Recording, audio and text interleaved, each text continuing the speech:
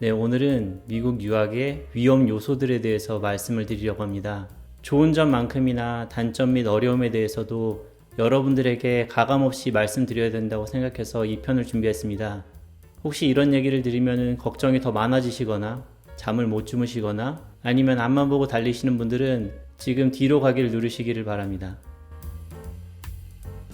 오늘 다룰 주제는 좀 무겁습니다. 여러분들이 저처럼 미국 유학을 하고 정착까지 계획을 하고 계신다면은 오늘 말씀드릴 여러 가지 리스크들 중에서 하나만 만나게 돼도 굉장히 치명타가 될 수 있어요.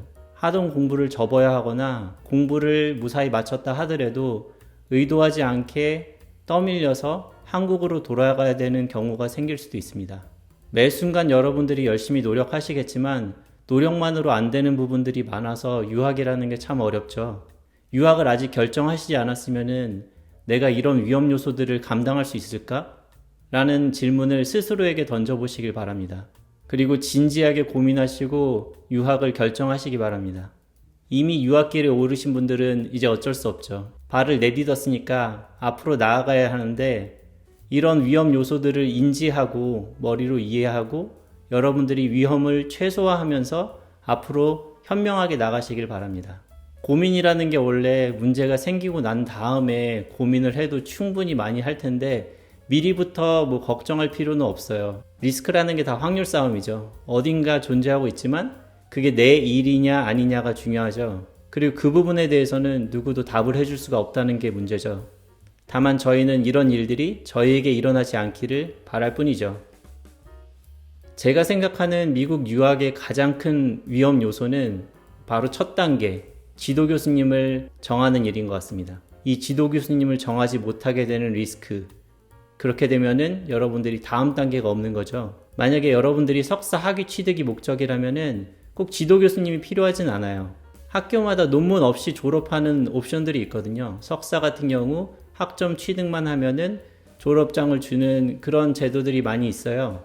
그래서 여러분들이 학부 졸업하시는 것처럼 일정 학점만 이수하시면 됩니다. 그런 경우 사실 지도 교수님을 정할 필요는 없어요. 대신 여러분들이 생활비와 학비를 감당해야 된다는 부담이 있죠. 그런데 그런 경우 외에 여러분들이 박사 취득을 목적으로 혹은 연구하실 목적으로 미국의 대학원 유학을 하시는 거라면은 지도 교수님을 못 만나게 되는 경우에 여러분들이 연구를 할 수도 없고 박사를 취득할 수도 없습니다. 그렇기 때문에 지도 교수님 선택은 박사 진학을 위해서 꼭 필수적이에요. 제가 몇 번 제 경험에 대해서 말씀을 드렸는데 오늘은 아직 시작하지 않으신 분들이 머릿속으로 한번 그림을 그려보실 수 있도록 제 경험을 좀 더 자세하게 한번 얘기해 보려고 합니다. 한번 본인 얘기다라고 생각하고서 머릿속에 한번 그림을 그려보세요. 학교마다 교수님과 학생을 연결하는 시스템이 다를 수 있어요. 좀 체계적으로 돼 있는 곳도 있을 수 있고요. 그런데 오늘은 제가 다녔던 학교에서 어떻게 이루어졌는지에 대해서 현실을 좀 말씀을 드리려고 합니다. 제가 이제 입학 어드미션을 받고 나서 미국에 왔는데 제일 먼저 해야 되는 일이 바로 과 사무실 가가지고 체크인을 하는 거였어요.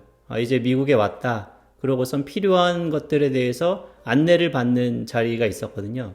대단한 건 아니었고 오리엔테이션도 아니었고요. 단순히 과 사무실에 가서 필요한 자료들을 받아오는 것이었어요. 그래서 그 자료들을 살펴보니까 그 중에 종이 한 장이 있었는데 학과 교수님들의 연구에 대한 내용들이 간략하게 정리가 되어 있었고 연구를 원하는 학생들은 교수님들을 찾아서 직접 컨택을 하라는 얘기가 있었어요.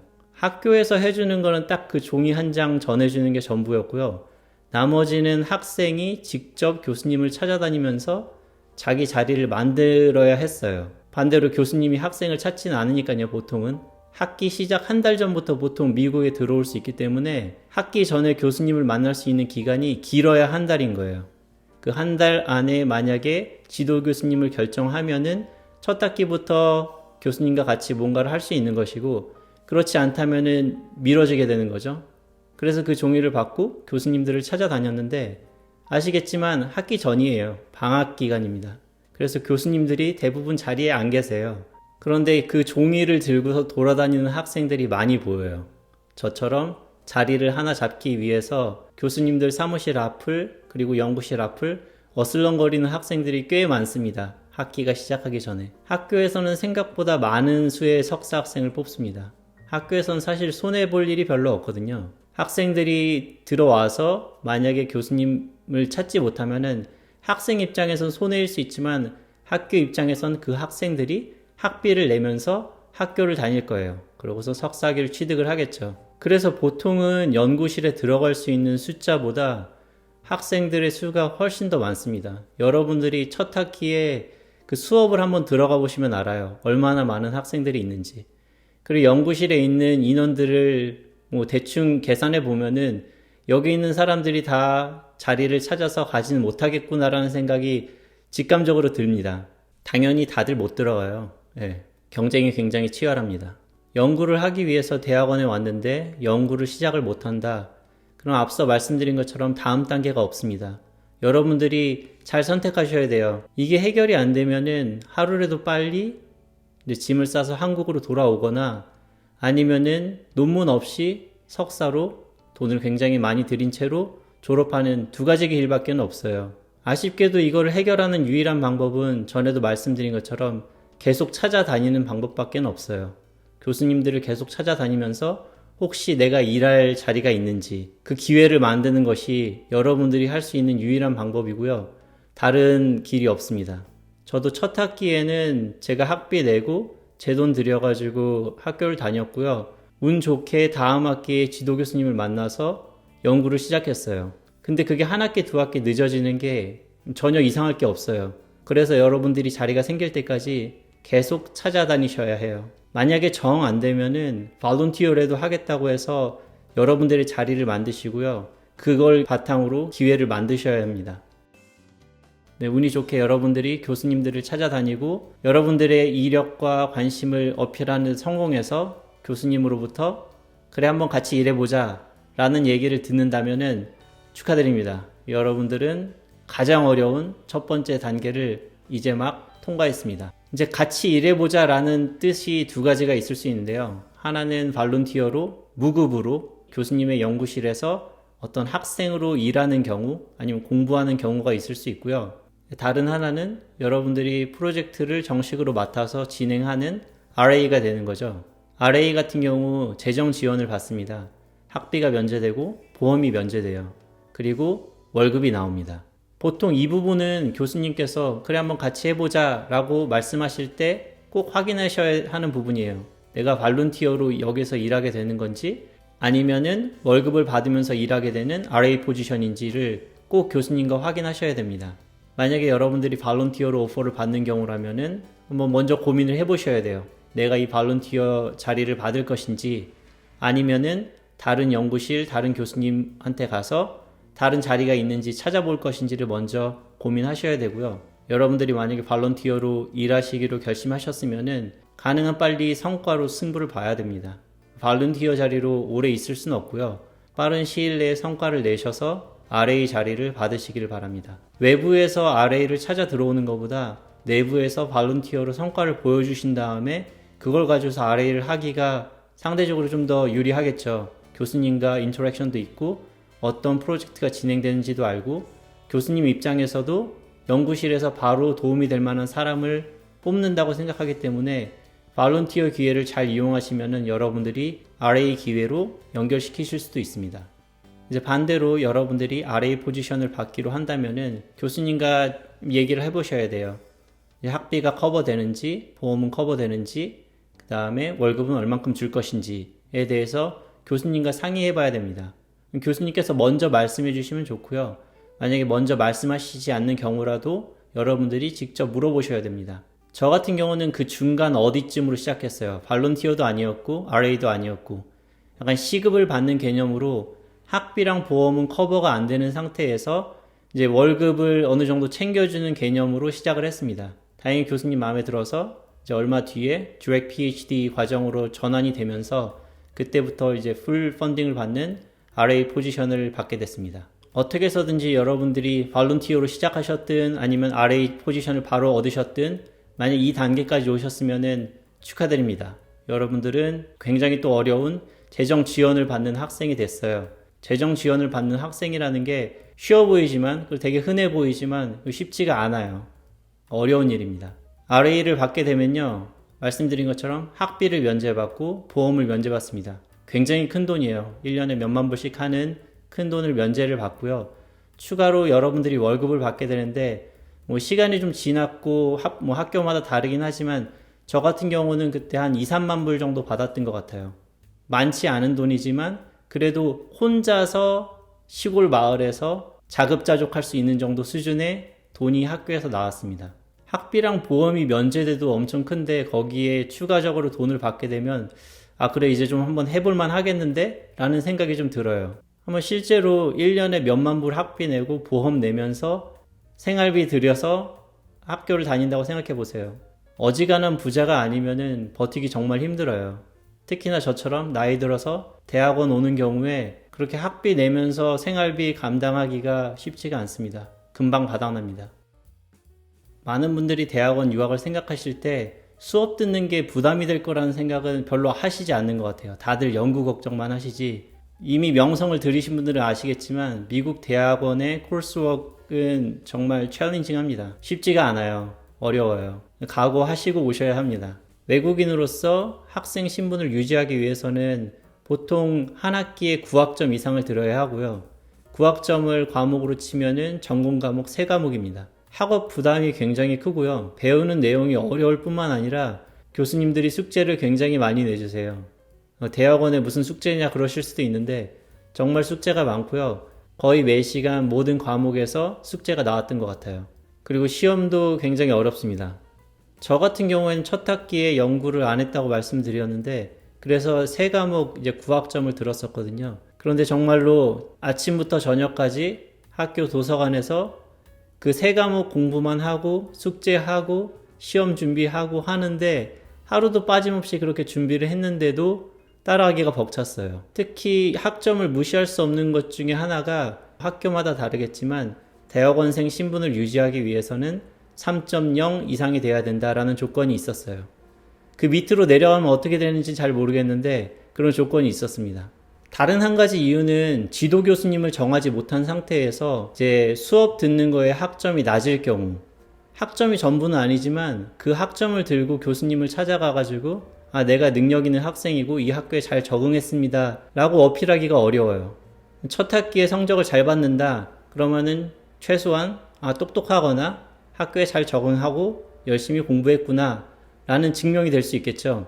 그런데 학점이 낮은 상태에서 연구를 하겠다고 교수님을 찾아가면은 환영받지 못할 수 있어요. 물론 학점이 부족한 부분을 상쇄할 만한 여러분들의 무기가 있으면은 괜찮겠지만 내세울 만한 경력이 별로 없는 상태에서 낮은 학점을 들고 교수님을 찾아갔을 때 자기를 어필하기가 어렵겠죠. 저의 경우를 먼저 말씀드리면은 제가 첫 학기 시작하기 전에 지도 교수님을 찾아간 적이 있었어요. 그래서 이제 같이 일하고 싶다라고 말씀을 드렸더니 자리가 없다. 그런데 첫 학기니까 학점 4.0을 받아오면은 한번 고려를 해보겠다라고 말씀을 하셨었거든요.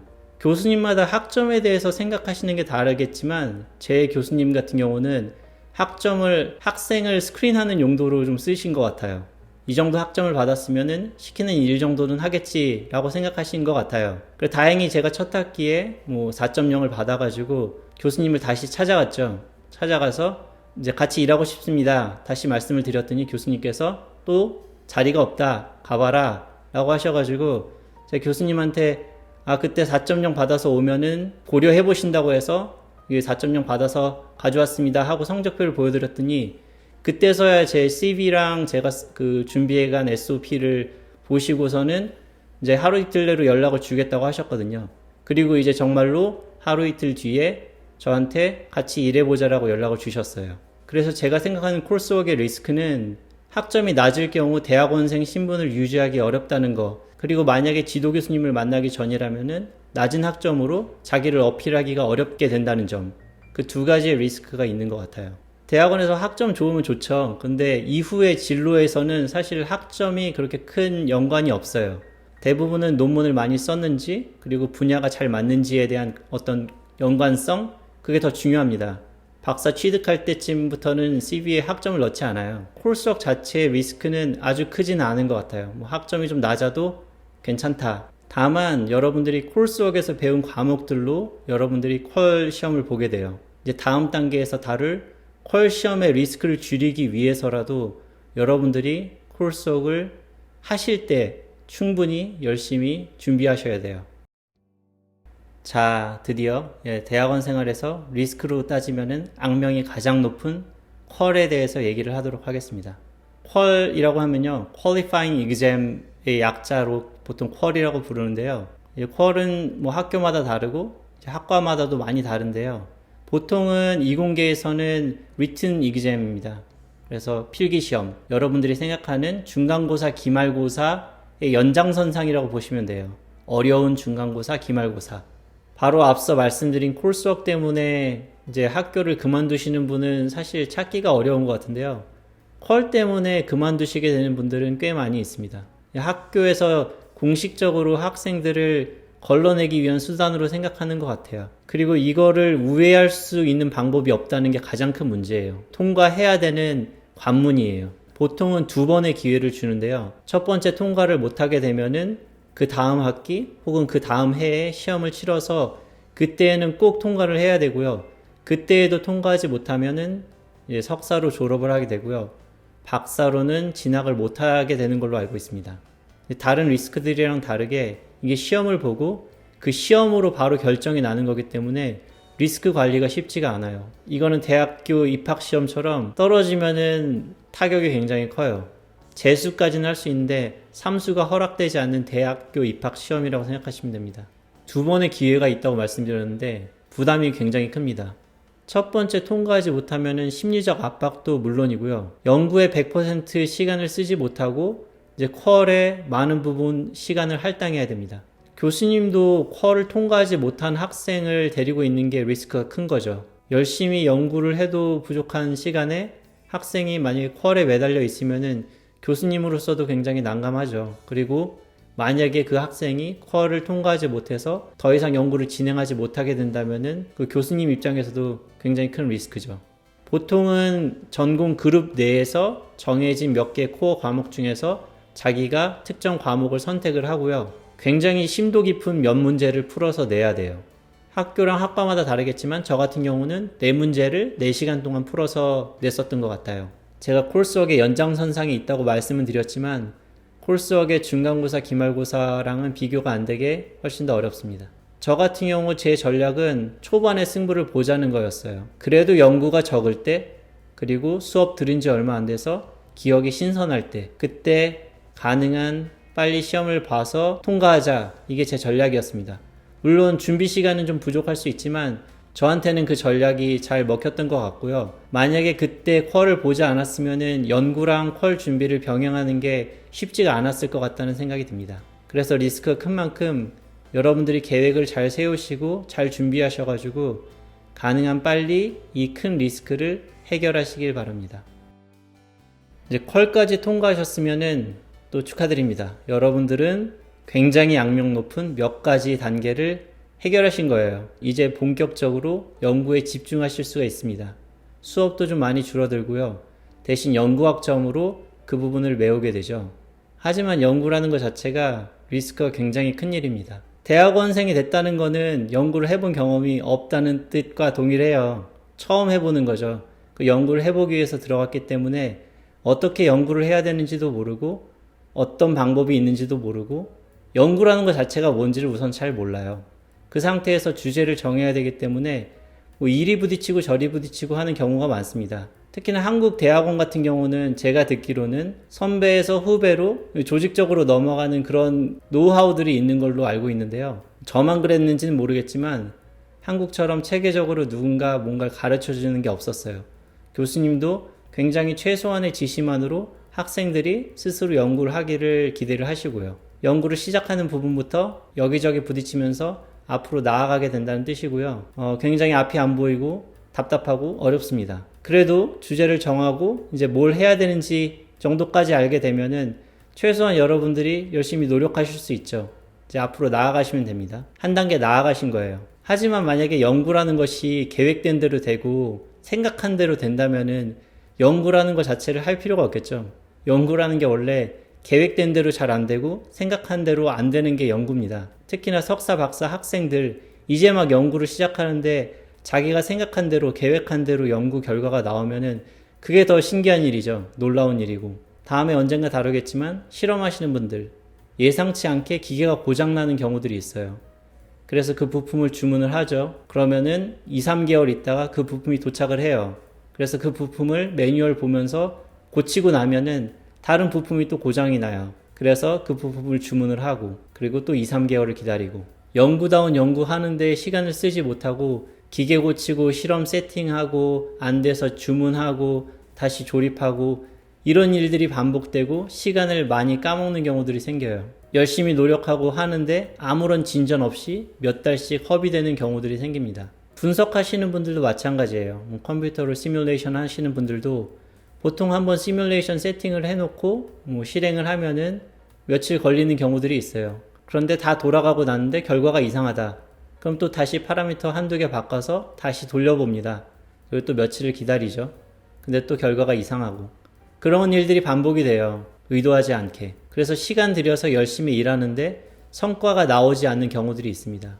돌아보면 이런 과정들이 모두 다 리서치예요. 이런 과정들을 연구라고 하고. 하지만 이런 불확실성들 때문에 여러분들이 학위를 받으면서 얻으실 성과에 대해서 그리고 언제쯤 졸업하실지에 대해서 점점 더 예측하기 어려워져요. 연구라는 것이 빨리 잘 이루어져야지 여러분들이 논문도 쓰고 졸업하기 전에 어느 정도 가시적인 성과를 내실 수가 있는데 연구 결과가 늦어지면은 논문도 늦어지고 이에 따라서 여러분들의 다음 단계에 대한 리스크도 높아지게 됩니다. 연구를 하는 데 있어서 다른 한 가지 리스크 중에 하나는 이제 어느 정도 결과도 나오고 논문을 써야지 하고 논문을 쓰는데 누군가 비슷한 주제로 비슷한 결과를 내서 논문을 써서 퍼블리시하는 경우 난감하죠. 다음에 언젠가 논문에 대해서도 좀 자세히 다룰 텐데 논문에서 가장 중요한 것 중에 하나가 얼마나 새로운가 이 부분이거든요. 그래서 이런 리스크들도 있어요. 물론 매니지 할 수 있긴 하죠. 다른 방식으로 매니지를 하겠지만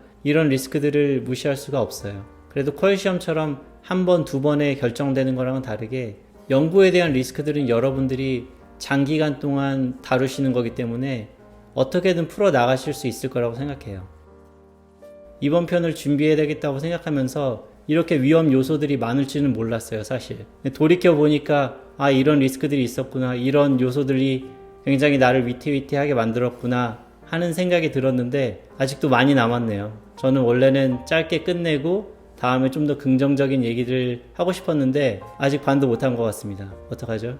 그래서 다음 편에 오늘 다 다루지 못한 다른 위험 요소들에 대해서 마저 얘기하도록 하겠습니다. 긴 시간 들어주셔서 감사합니다.